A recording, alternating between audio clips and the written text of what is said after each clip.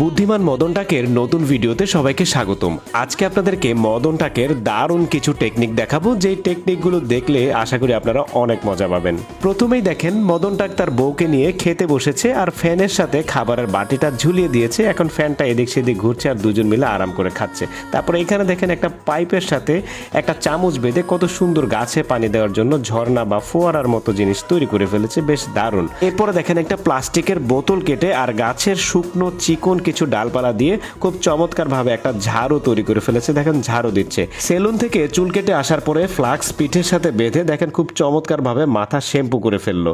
বারবার চুলাতে লাকড়ি না দিয়ে একবারে একটা গোটা গাছ ঢুকিয়ে দিয়েছে। এখন দেখেন সারাদিন জ্বলতে থাকবে। আর মদন টাক যখন কৃষি কাজ করে তখন তার বউকে এভাবে পাশে রাখে আর মিলেমিশে একসাথে কৃষি কাজ করে। দারুণ বুদ্ধি। তারপরে দেখেন একটা ফেলে দেওয়া বালতি থেকে খুব চমৎকার ভাবে একটা টুল তৈরি করে ফেলেছে।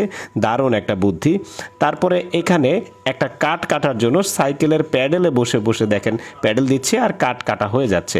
এরপরে দেখেন গাছের গোড়ায় সার দেওয়ার জন্য চমৎকার একটা জিনিস আবিষ্কার করেছে। একেবারে সঠিক জায়গায় সার প্রয়োগ করতেছে। ঘরে যদি কাপড় ঝোলানোর জন্য হ্যাঙ্গার না থাকে তাহলে গাছের ডাল দিয়ে মদন টাকের মতো এরকম হ্যাঙ্গার তৈরি করতে পারেন। আর দুইটা চামচ কাপড়ের ক্লিপ দিয়ে খুব সুন্দরভাবে একটা চিমটা বানাতে পারেন। এখানে দেখেন চাল রাখা এবং চাল নেয়ার জন্য বোতল দিয়ে চমৎকার একটা জিনিস তৈরি করেছে। সেই জন্য আমি মাঝে মধ্যে মদন টাককে বোতল বিজ্ঞানীও বলে থাকি।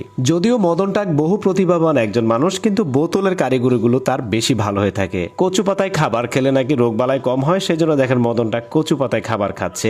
এরপরে এইখানে দেখেন একটা পরে থাকা গামবুট দিয়ে খুব সুন্দরভাবে একটা মুরগির খাবার তৈরির পাত্র তৈরি করে ফেলেছে। তারপরে এখানে দেখেন একটা গ্যালন কেটে খুব সুন্দরভাবে যে মাল্টিপ্লাগ তৈরি করেছে, বেশ দারুণ একটা বুদ্ধি। তারপরে গরু অথবা ছাগলের নাড়ি ভুঁড়ি পরিষ্কার করার জন্য মদন টাকের বোতল দিয়ে এই টেকনিকটা আপনারা ফলো করতে পারেন। দর্শক, আজকের ভিডিওতে দেখানো টেকনিকগুলো আপনাদের কেমন লাগলো কমেন্ট করে অবশ্যই জানাবেন এবং ভিডিওটা ভালো লাগলে শেয়ার করে দিবেন। সবাই ভালো থাকুন, সুস্থ থাকুন, ধন্যবাদ।